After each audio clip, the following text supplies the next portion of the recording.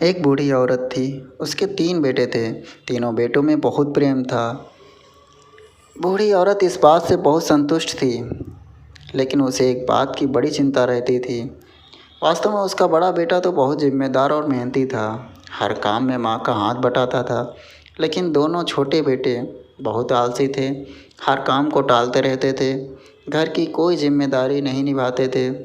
खेत का सारा काम उसका बड़ा बेटा संभालता था।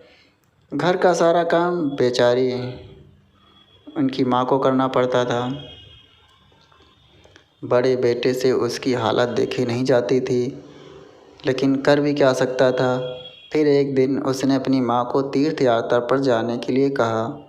माँ ने मना कर दिया, क्योंकि उसे डर था कि सारा काम उसका बड़ा बेटा कैसे संभालेगा। लेकिन अपने बेटे के बार बार समझाने पर वह मना नहीं कर पाई और यात्रा पर जाने के लिए तैयार हो गई। बेटे को थोड़ा सुकून मिला कि कम से कम माँ को थोड़ा राहत तो मिलेगी।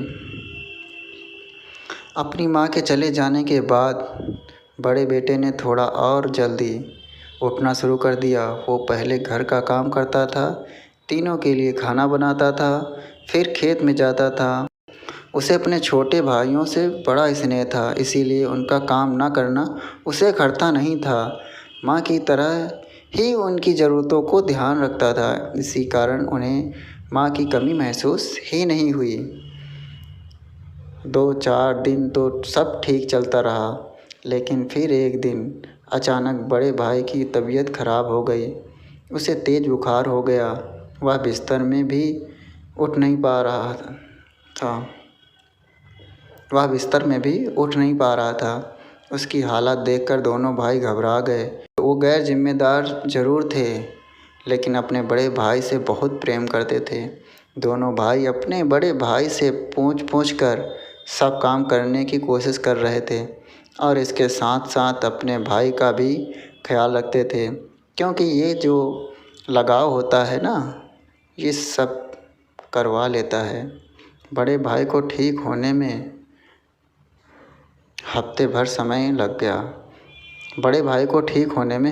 का समय लग गया, लेकिन इस एक हफ्ते में बहुत कुछ बदल गया था।